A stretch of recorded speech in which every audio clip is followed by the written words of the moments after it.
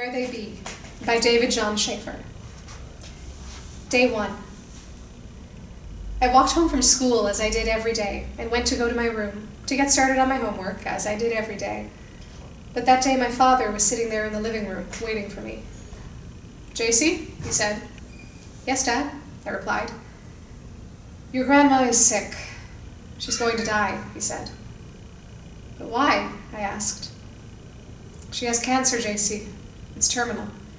That means there's nothing any doctor can do." It suddenly occurred to me that I didn't really know what happens to us when we die, where we go, what it's like. So I asked my father, "Hey, Dad, where do our spirits go when we die?" My father smiled a soft smile, paused just for a moment, and then he looked at me, and after another sip of his beer, he said, "Where they be, son, where they be." He was looking up into the side when he said that.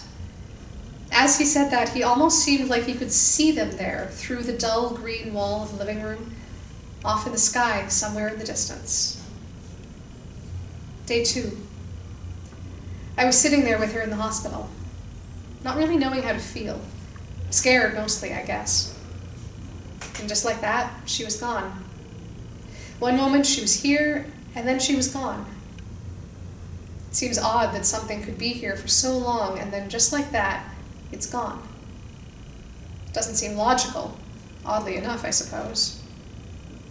My grandma was a devout Christian and wanted a proper funeral. I remember the coffin being slowly lowered into the ground, the brown wood with the grain in it. Usually I'd try to find patterns in that grain, but that time I just stared at it, solemnly. After some time had passed, my father spoke. "It's time to go home now, JC." "Okay, Dad," I replied. When we got home, I went to my room and took out my Lone Ranger comic book and started reading it, even though I've had it forever and have read it at least 100 times already. As I laid there in bed, starting to drift off to sleep, I started to see things. I started to see my grandmother.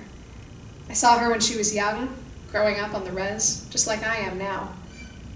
I saw the Indians of the old times with their bows and their tomahawks.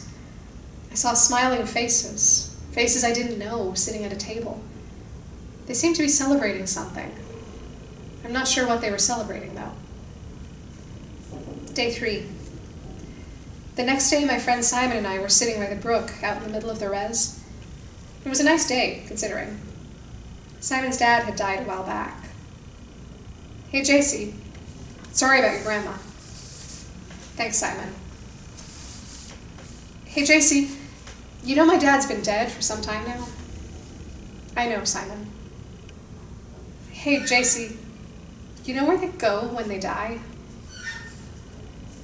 I paused, smiled a bit, and then turned to Simon and said knowingly, "Where they be, Simon, where they be." Then after a moment I looked up and I asked Simon, "You think we'll see him again someday?" Simon stopped fiddling with a pebble he had found on the ground, looked up, squinted off into the horizon at the setting sun, considering the question.